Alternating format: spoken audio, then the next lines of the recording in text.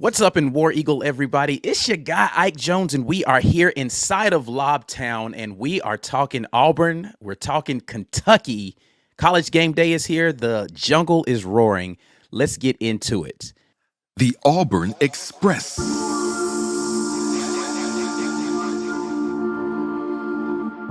You are now listening to The War Report Laub Town Podcast.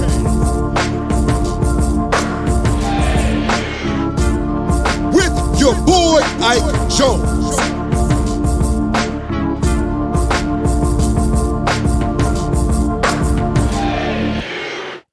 As always, today's show is brought to you by the folks over at BetUS. Make sure that you head over to betus.com using the link in the description to get a 125% sign-up bonus when you go to BetUS. But we are talking Auburn versus Kentucky today, and I got the only person who really needs to get in here and talk about Auburn versus Kentucky, and that's my guy Lance Dawe with Locked On Kentucky. Today's going to be an interesting one, Lance. You already did an episode on this, so folks can check out your full thoughts on this. But how are you feeling just in general about today's matchup between the Tigers and the Wildcats?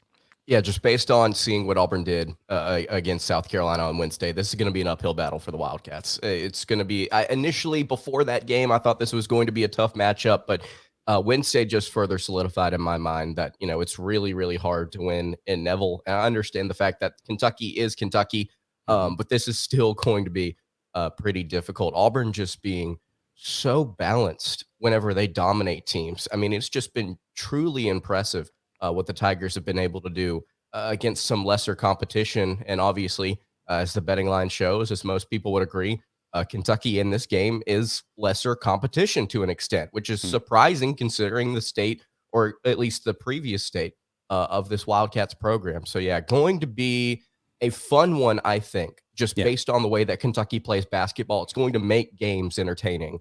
But will it make it entertaining for Kentucky fans? I'm not sure, based on the way that they play on one side of the ball. Yeah. I think, the right word is going to be entertaining. Kentucky plays a very entertaining brand of basketball. They put up a lot of points. When you look at the statistics of kind of what they do, points for Auburn, 83 versus almost 90 per game for Kentucky. But Kentucky's also given up 78 points per game to Auburn's only 67 points per game. And I think that that's going to be the crucial thing is who's going to play their brand of defensive basketball. If Kentucky plays the brand of defensive basketball that they've been playing for the vast majority of this year, with Auburn at home, this is going to be a rough one for Kentucky. Field goal percentage, though, Kentucky shoots it well, almost 50%, right? 49% for Kentucky. Auburn shooting at 47%, not too shabby. The rebounding edge slightly in favor of Auburn, 38.9 to 38.7. When you talk about assists per game, Auburn is at 18 assists per game. Kentucky sharing the basketball pretty well, and I think that that's going to be an important thing for Kentucky is how well they're sharing the basketball. If they want to get into a bunch of one-on-one matchups, good luck. I don't think that that's going to be a winning brand of basketball for Kentucky today. Blocks per game, Kentucky, one of the better shot blocking teams in the country. I think that that's a thing that you need to be able to note as an Auburn fan, considering how Auburn gets their points when they're doing it well. It is going to be the front line dominating, even though I think that Auburn physically, from a physicality standpoint, plays well against what Kentucky can do with their front line. Kentucky blocks a lot of shots, and so Auburn's going to need to figure out a way to be efficient in the long range and in the medium range so that they're not driving it into the trees. Because, again, Kentucky basketball, funnel it to a shot blocker, let the shot blocker do their work. Auburn needs to figure out how to do a good job of either getting those shot blockers in foul trouble, which we'll talk a little bit more about one of their best shot blockers in Trey Mitchell here in just a bit. Or they need to get better in the medium range stuff. And then in steals per game, Kentucky does a good job there, 7.8 to Auburn's 7.6. The ESPN matchup predictor has this as an 85.2% chance of Auburn winning this basketball game, which if you've been an Auburn fan for a while, how many times can you say that Auburn is favored so heavily against the mighty Wildcats in a basketball game? I don't remember when that's happened last, but it has happened in this one. Stat leaders for each team, when we look at that, Antonio Reeves is the guy for Kentucky as far as points per game, but you can't, gloss over the fact that Shepard is an amazing scorer for this team, as well as Dillingham. But the aforementioned Trey Mitchell, and this is where we'll talk about him. He is the leader in rebounds and blocks for this team. And we talked a little bit before we got on. Trey Mitchell is a game time decision. What are you feeling about the prospects of him actually getting in here and getting some significant playing time for the Wildcats? Yeah, I don't feel great about Trey Mitchell's prospects here actually getting into this game. So a couple of weeks ago, he suffered a back injury in a game, and it's kind of been lingering for quite some time now. And then in this most recent game against Ole Miss, while trying to follow a defender, he got checked on a screen, and it hit his left shoulder. He left the game, went to go get x-rays. Coach Cal has said nothing about the report on that, and said that he is unsure as to whether or not he's going to let Mitchell play this weekend. Status up in the air. Game time decision is what we've seen.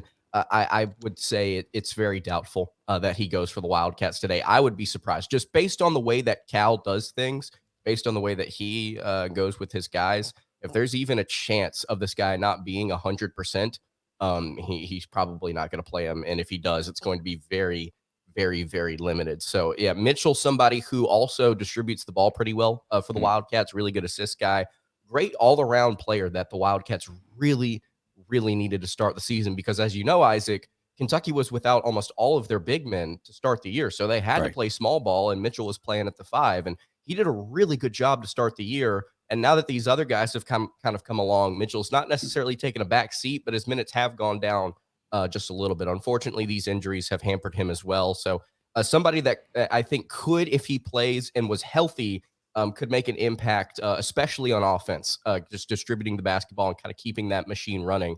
But as far as his injuries go, I'd be surprised if he stepped out on the court today. Okay. So, I mean, speaking of, assists, the aforementioned Reed Shepard leads the Wildcats in assists at 4.2 points, assists per game. He's also the steals leader on the team at 2.5. Reed Shepard is a guy who, he shoots the freaking basketball lights out. He's a smart basketball player. And, Auburn, in their most recent loss, of course, on the road against a very well-rested Florida team, the issue that Auburn had was keeping those guards in front of them and figuring out how to control the pace offensively against the taller, bigger guards for Florida.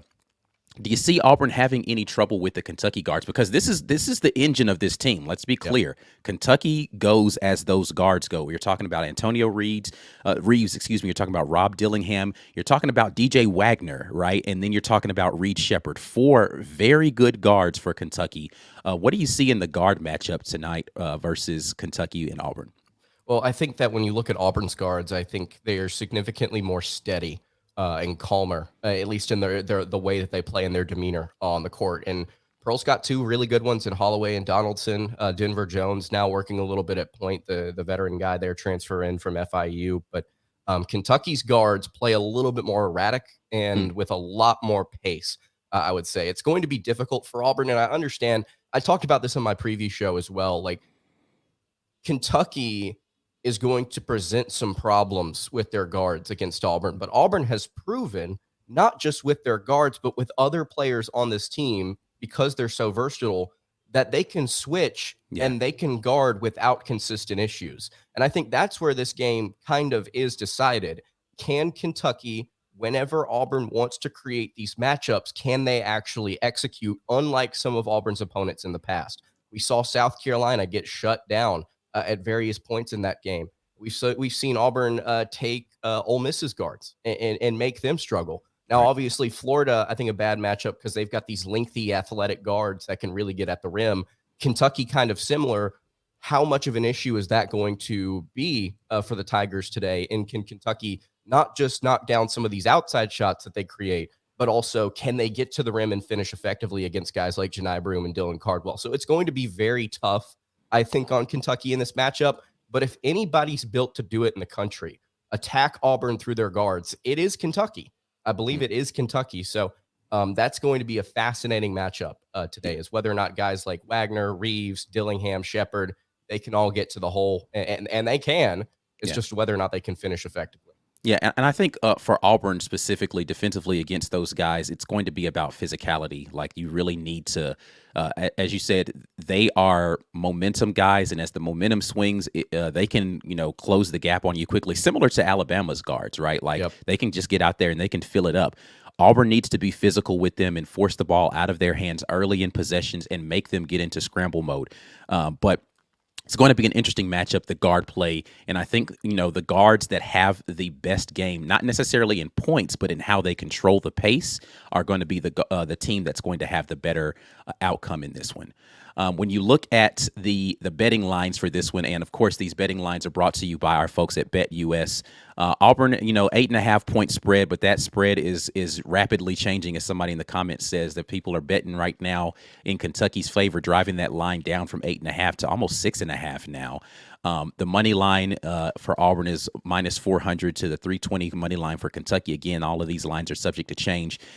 Over under, when you're talking about this game, and this is going to be an interesting one if you're a betting person.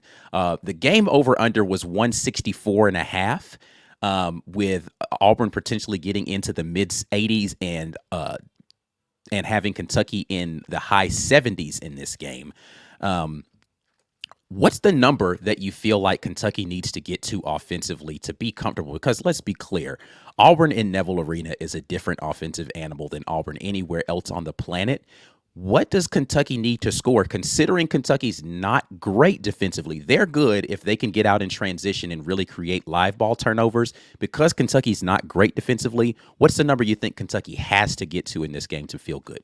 I'm going to go back to a number that I actually set at the end of 2023, like late December. Might have even been the 31st. I'm going to say 85 points. When we walked into SEC play, Kentucky was averaging, I think, 91 and a half, 92 points per game. And you notice whenever teams get into conference play, because the amped up difficulty, their points per game is going to drop a little bit, unless the offense is just really, really, really good. And Kentucky has kind of been able to hold on here, still averaging about 89. I said on my show, if Kentucky can average 85 points per game through SEC play, they should be fine.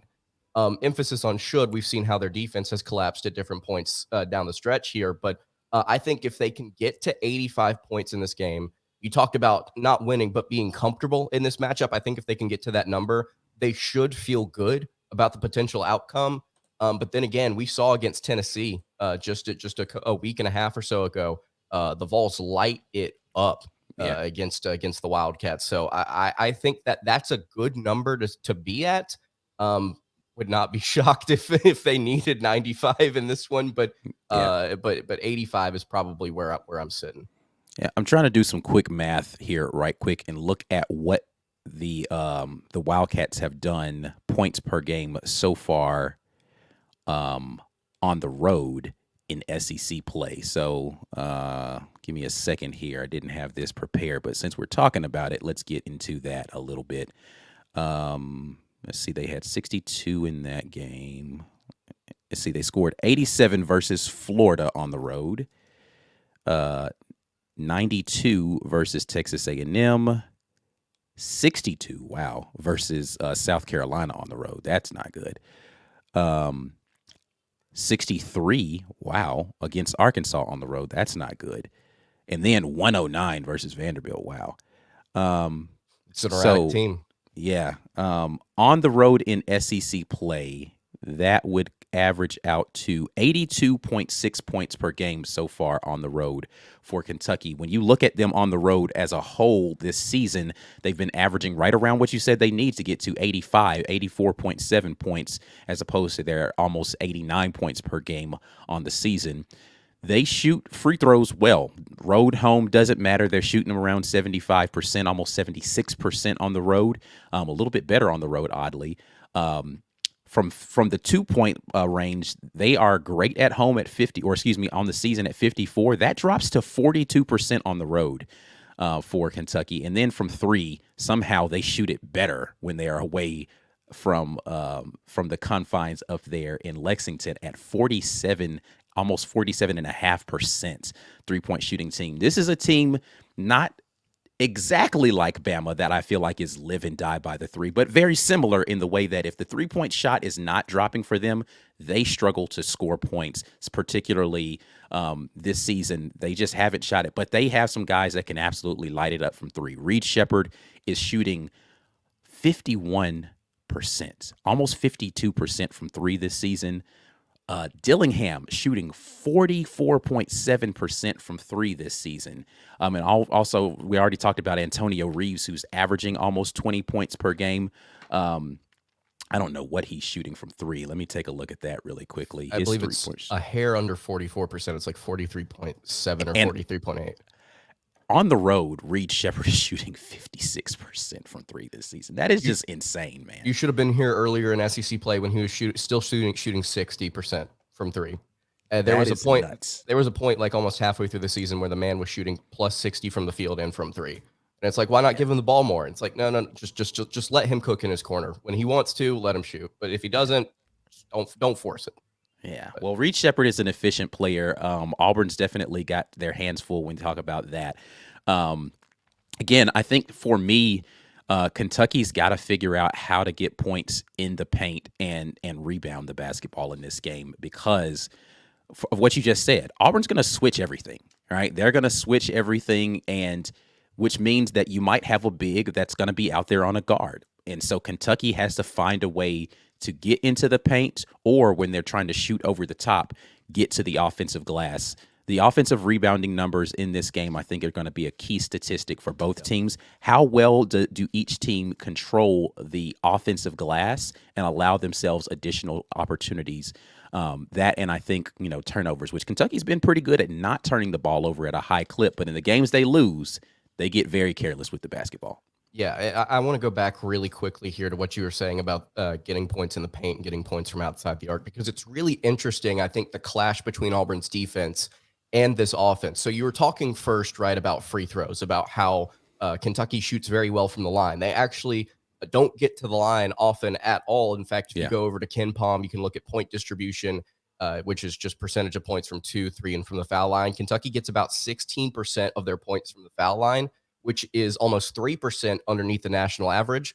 Auburn's opponents get almost 25% of their points from the charity stripe because they foul quite a bit and they play really good defense. Teams just don't get a lot outside of that. Kentucky, in terms of points in the paint, at least 2-pointers rather, they get about 50.5% of their points from inside the arc. And I think it's really interesting when you talk about, these different statistics, because I think it's all in the light of the pace that Kentucky plays with. Right. Because if you slow them down, which I think Auburn will do to an extent today, you will not see them be effective inside the arc. Because if you give them less possessions, because they're not playing at as fast of a pace, they're going to be less effective statistically at the end of the day. You're going to see in games like Vanderbilt, you scored 109 points and you had like almost 40 points in the paint. Awesome. But if a team can slow you down and you're looking up and you barely scratched 20 points in the paint and you had to rely on your outside shooting to at least make it competitive, then you're seeing a much less perfect offense, I guess I should say. Now, a lot of teams have not been able to slow Kentucky down this season. Right. But again, I think Auburn has the ability to do that if they so choose. But absolutely, Kentucky, when it comes to point distribution, how they get to the foul line, how they operate on offense, it's really, really fascinating how they go here. Yeah, I think, again, pace is going to be an important thing, as you said, and how Auburn is going to be able to control this pace is flipping it over to the other side when you talk about the Auburn offense versus the Kentucky defense. Auburn needs to not have a lot of turnovers in this game and keep Kentucky away from the live ball turnovers, and Auburn needs to really work through the post. Though Kentucky has good shot blockers, physicality in the paint, Janai Broome, Jalen Williams, Dylan Cardwell, really, Chaney Johnson, when you want to throw him in there. Physicality in the paint is something that I think Auburn needs to be able to take advantage of. I think if Auburn can be more physical in the paint, slow the pace down, play through their post players, this is going to be a good one. When you talk about Kentucky's ability to defend, we already talked about this. 78 points per game is what they're giving up. They surrender 68% in free throw percentage, from two. They're giving up 45.7 on the road is all these statistics that I'm quoting right now. The 3-point percentage on the road, they are surrendering 32.5, that's pretty good, but Auburn doesn't shoot it great from three unless they're at home. At home, it's a completely different story. And then effective field goal percentage around 47%. But best shot blocker, potentially not there, but they do have some other guys who can block shots. I don't want to make it seem as if just because Trey Mitchell isn't there that Kentucky is woeful inside the paint. Who are the guys that Auburn really needs to be on the lookout for as far as, because again, I think this is going to be a game that's going to be won in the paint, that Auburn needs to be on the lookout for defensively to be able to stand up against the front court that Auburn's going to deploy against Kentucky? Well, Kentucky's got three guys that you could possibly look at here, but I'm going to go with the guy that's been starting at center for the past couple of games, and that's Ugonna Onyenso. 7 feet tall, almost 250 pounds. He's a sophomore, offensively inept, really creates some problems with Kentucky spacing. Just is not there offensively.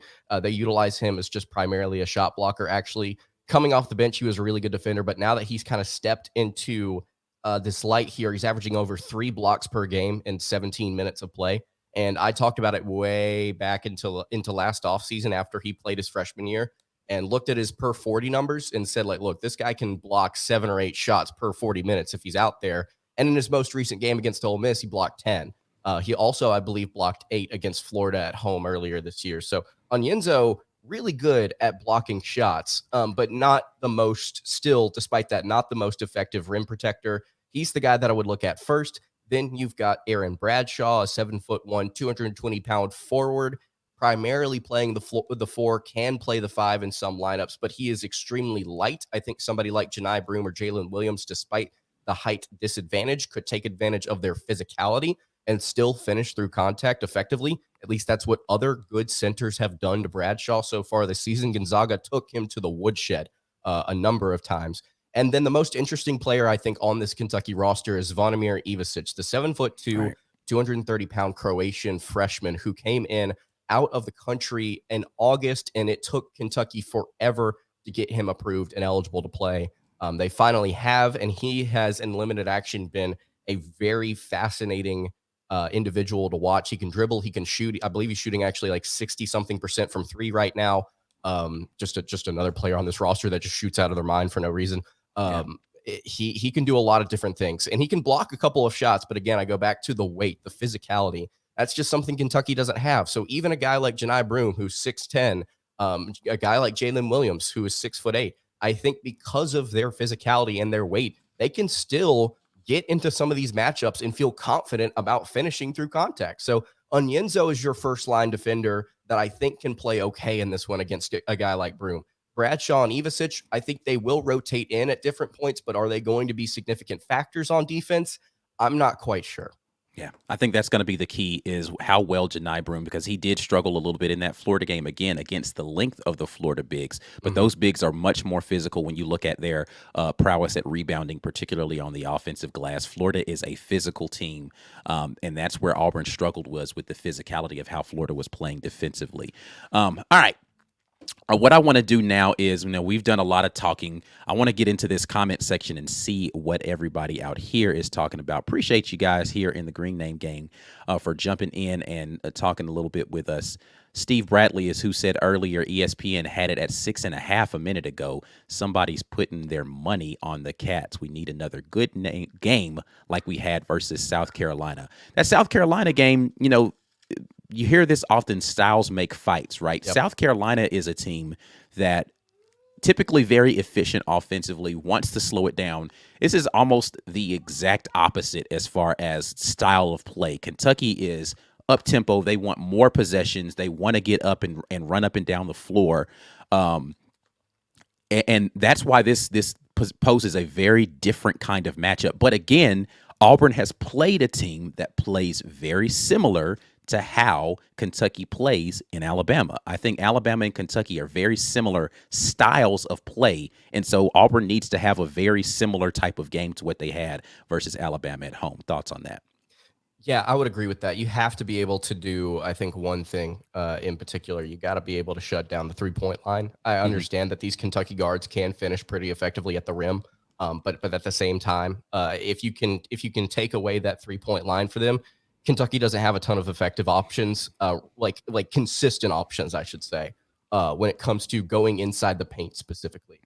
So I would absolutely agree with that. And you talk about that game against South Carolina. I completely agree. When it comes to matchups, it really does depend game by game what you're getting into, all the way down to the high school level. It sometimes teams can be really good, but they match up poorly against what people would consider at that time an underrated opponent. And something that I find interesting, Ike, is the fact that I believe it's ESPN's BPI or the metric that you brought up earlier, giving Auburn an 85% chance to win this one. They gave Auburn like an 80+% chance. I can't remember what it was to beat South Carolina. Yeah. And all of these people on SEC Network were like, "Whoa, can you believe It's crazy. this? What are you saying? Top 15 South Carolina. You're telling me but the thing is, you have to go and look at maybe some of the different maybe have to look at some of the different statistics. Like look at KenPom, look at Torvik, look at all these different analytics sites, and you'll see South Carolina is not ranked as high as maybe the AP gives them credit. And obviously South Carolina deserves to be ranked that high in the AP top 25 because of what they've accomplished, but they're not going to take it to a team like Auburn. And I understand Auburn got maybe a little bit of a lucky shooting streak from Broome and Williams in that one. Maybe that won't happen again, but still, styles do make fights. And so ESPN's BPI knew something. The analysts didn't. KenPom knew something. Torvik knew something. And it just ended up being a bigger blowout than that was even to expected to be. So you look at a game like this, okay, 85%. How much stock do you actually put into that? And now that we've kind of taken a dive into the matchup, it really does feel like we're talking less about like, okay, Auburn needs to do this to have success. Auburn needs to do this to be good. Auburn needs to do this to blow Kentucky out. And it's more like Kentucky has to almost play perfectly on offense at different points to really have a chance in this one. Yeah, and I think that's really what it comes down to is Auburn at home, you can't come and half step, right? Like you're not going to get even really a B level effort and get out of Neville Arena with a dub this year, the way that Auburn's been playing on the road. I mean, at home. JJ Brand jumps in and says, what have they done, speaking of Kentucky, on the road against teams with strong defenses? When you take a look at the road wins, again, we'll just look at the SEC games. They've won on the road at Florida, they won against Arkansas, and they won against Vanderbilt. One thing I can say about all three of those teams, I would not categorize any of them as good defensive teams. No. Florida's decent defensively, and I know that's crazy for me to say as an Auburn guy after Florida blowing the doors off of Auburn, but I just even going into that game, I wasn't scared of Florida's defense as being the reason why they were going. Now they're good at shot blocking and rebounding, but defensively they just haven't been great. The teams that they've lost to on the road in the SEC, Texas A&M, good defensive team. South Carolina, not great, but steady defensive team that does exactly what you talked about earlier, which is we're going to make it a half-court game.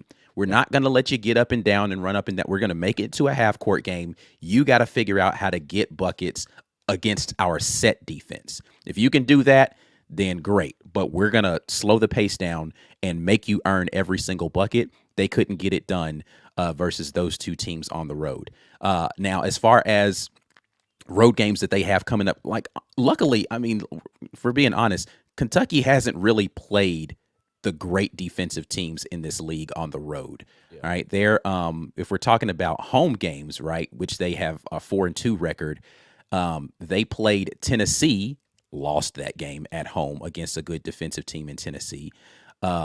Now, the only other, I think, good defensive team in this conference that they've played so far is Mississippi State, and they scored 90 on them at home. But yeah, I don't think that, that's kind of the unfortunate reality. We're not here to break down Kentucky's season, but it's one of the reasons why when I did my predictions for, or when I talked about future projections for the SEC regular season title, why I didn't even put Kentucky in that conversation because they were already 2 games behind, is because Kentucky still has to play Auburn Let me look at the rest of their their schedule here. They It's still rough. have to play Auburn. They still have to go to LSU, which is amongst the leaders in being able to take away the ball as far as causing havoc. Still have to play against Bama. Still have to go to Mississippi State, and they still have to go to Tennessee. They have 5 games against some of the best defenses left in this conference. 3 of those games are on the road. And I was like, I don't know how Kentucky wins the regular season title with that road ahead, already 2 games behind in the loss column. So I just left them off of that conversation, but they got some work to do. And to that point, they better play with some desperation today. Yeah, and you talked about the defenses that they played already on the road that were kind of or okay. Again, love Kim Palm, love looking at adjusted efficiencies for both offense and defense. By the way, Auburn's the only team in the country in the top 10 in both those categories. Yeah. Florida is 82nd, Arkansas is 130th, Vanderbilt is 213th. By the way, for reference, Kentucky is 104th. An adjusted defensive efficiency, by the way. They jumped over 20 spots after that win against Ole Miss, but they've got some tough asks coming up, specifically the Bulldogs and the Volunteers, who are ranked number 8 and number 6 in adjusted defensive efficiency, respectfully. By the way, Auburn is 4th for anybody out there that doesn't know. So, yeah, they've got a tough road ahead. They have not played a defense, I think, frankly, worth their salt on the road so far this season, at least compared to what's coming up. Right. So yeah, Kentucky's got it rough, and it starts today. Yeah, it's going to be very interesting to see how that team responds because, again, talent's never going to be an issue for a Kentucky basketball team. They are going to be very talented. It's about how well they play specifically on the defensive end. For all of their faults in Auburn on the road, sans that Florida game, that defense has traveled and made Auburn be in every single game that they've been in. Kentucky can't say the same. They've gotten the doors blown off a couple of times this season, both at home and on the road. That defense has been up and down. Which Kentucky defense are you going to get, and can they play it for a full game, full 2 halves of basketball versus Auburn at home? That's going to be the key. Yeah. Let's see. JJ Brand says, let's not forget Chris Moore when we're talking about physical front line play. Absolutely. Yep. Chris Moore is kind of a glue guy for this Auburn basketball team. Not going to show up on the stat sheet really in a lot of flashy ways, but because of the effort that he gives you in boxing out and going after loose balls, things that, again, might not show up on the stat sheet, he makes himself valuable, and he's going to be key specifically defensively in the way that they can switch out and play against some of those Kentucky guards. Chris Moore is going to be a crucial guy for this Auburn basketball team today. Yeah, and I also think somebody that you have to look at that's similar to Moore on Kentucky's side, Adu Thiero, who is a 6'8", 220-pound forward who started his high school career as like a 6'3", 6'4" guard, and he grew significantly over his final couple of years. He actually grew 2 inches between his freshman and sophomore years at Kentucky. So he's somebody that has just been a tank for the Wildcats this season, somebody that I think will have a fun matchup with Jalen Williams and Chris Moore.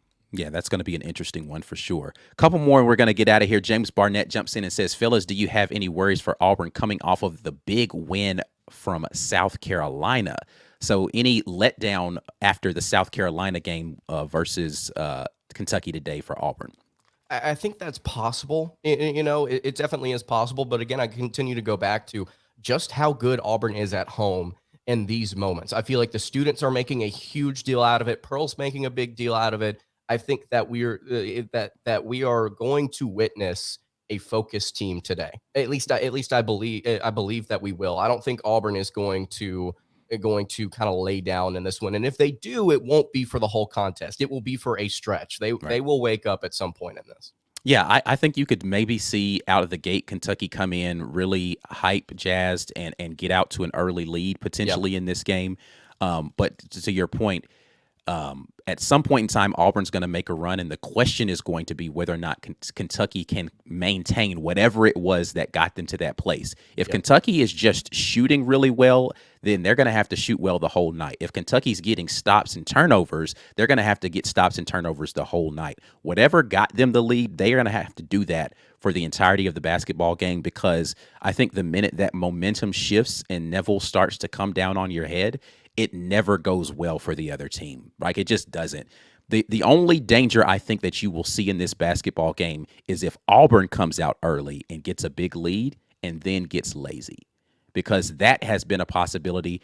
And Kentucky's one of those teams. I talked about it when we had the matchup versus LSU. I talked about it in the matchup versus Bama. I talked about the absolute converse of this in the South Carolina game. Kentucky's one of those teams where big leads actually don't matter as much, because they can shoot their way back into basketball games.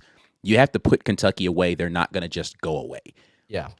Yeah, I completely agree. The Auburn, has been so good at what's called that kill shot metric this year, where they go on runs of 10 points or more. But Kentucky can if you go to tuck yourself into bed against the Wildcats, they will drag you out of bed and throw you against the wall. It is a really tough team to hold down for an entire two halves. It is really, really difficult because of the style of offense that they play. That being said, if you punch first, it's going to make it a lot easier to win the game. Yeah, absolutely. Last one here, and says, how big of an edge does Kentucky have in guard play? We talked about this one a little bit, and how much of an advantage does Auburn have in the front court? So we've discussed this a little bit, but I do think from a depth perspective and a height perspective, I would give the edge to the Kentucky guards as far as that. From a physicality and defensive perspective, I give the edge to the Auburn guards, because specifically we're talking about KD Johnson being an absolute menace and a pest. Yep. A revelation for me this year in Denver Jones and his ability to play defense, and then Trey Donaldson and his physicality and the way that he plays defense, and he's just a bear when you're talking about putting him in positions where he needs to be able to be physical against guards. I think he does that particularly well. But then the athleticism and the length of the Kentucky guards is something that you can't just ignore. They can shoot over the top, they can get downhill and finish in the paint, and they absolutely, if you're going to leave them open, can dot the I. So that's going to be a big thing. And then when we talk about the inside matchup, we've already talked about, I think physicality edge goes to Auburn, length and athleticism edge goes to Kentucky. Yeah, and I think talking about that guard matchup, I think you could argue the same thing. I mean, Kentucky's guards, they are versatile, they are quick, but I think when it comes to defense, Jones, Johnson, Donaldson, I think they've got a little bit of moxie to them, as do the Wildcats. But I think that defense is going to be important for Auburn's guards here today. Something interesting that I think you can also talk about as well, if you're just talking about how much of an edge does guard play have for both sides of the ball, I'm curious to see how much Denver Jones gets, how much time he gets at point, because Auburn's made that really emphasized that over the past week and a half or so. And I don't know if it's to try and get guys like Holloway more opportunities off ball. I don't know if it's because you're trying to combine getting more minutes for Johnson and Jones to play together defensively, and you're running some KD off-ball stuff. I'm not sure, but it's going to be interesting to see what they do with that, because they're going to try it today. Yeah, I absolutely believe that Denver Jones plays a significant amount of time at the point guard position, and I believe that he is going to be asked to be a scoring point as opposed to a facilitating point guard. And it's going to be incumbent on him, I think, to stay out of foul trouble. The big freshman matchup, I think, that people wanted to come in and see, which would have been Aiden Holloway and Wagner, like who's going to be the outstanding freshman. I don't know that we're going to see that on Showcase as much in this game as people probably thought when you circled this game on the calendar to start the season. Or Dillingham even, right? They were former AAU teammates, right?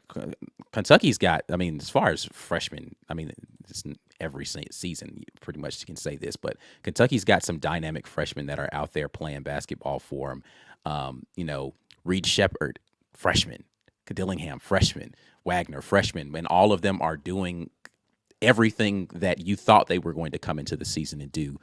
So it's very interesting to see how the progression of those guys has been versus a guy like Aiden, who struggled a little bit, especially with his shooting coming in, whether or not this is a game where he feels like, because I think the first game of the season versus Baylor, he took that challenge and stepped up to it. I loved how he came out and played versus Baylor. Is he going to step up to this challenge with these three dynamic freshmen and he not feel like he's the guy that gets left behind as the 5-star All-American, McDonald's All-American, and he comes out and he has a good shooting performance? I'll say this right now. If Aiden Holloway hits 3-3-pointers in this game, Auburn's probably win this game by 12 points. I just think that if he's that kind of factor shooting the basketball in this game, unless he's shooting like 15 threes, like if he shoots, 3 of 8 from the 3-point line, I think Auburn wins this game by 12 points, just because I think that means it's just they're cooking offensively in that point in time. Yeah, I would completely agree with that. All right. That's it, man. We're going to get out of here. What I want from you all is to give us your score predictions. Also, Lance, tell the people how they can follow what you've got going on. Do you do reaction shows over at Locked On? I don't know if you're going to do. All right. Sir. So Lance will have a Locked On Kentucky reaction show. As a matter of fact, man, we'll talk about maybe doing a simulcast of, Locked On meets War Rapport after the game, so we can get both fan bases in here talking trash after the game. But tell them how they can keep up with what you got going on with Locked On Kentucky. Yeah, absolutely. You can follow my show on Twitter at Locked On UK, the Locked On Kentucky podcast, literally wherever you get your podcast. And then I have a YouTube channel. Just hit 7K subs over there on Locked On Kentucky. So if you want to go join up and listen to the post game, it's going to be a lot of fun. Yeah, we'll definitely have to get back and talk with Lance once football season comes around, because Kentucky and Auburn are going to be matching up over there on the gridiron as well. But that's it, man. We are out of here. This is the last edition of Lobtown that you will hear from me ever. Just kidding. I'll be back at you guys at the post game, and we'll be talking a little bit more Auburn basketball. Until the next time, and as always, War Eagle.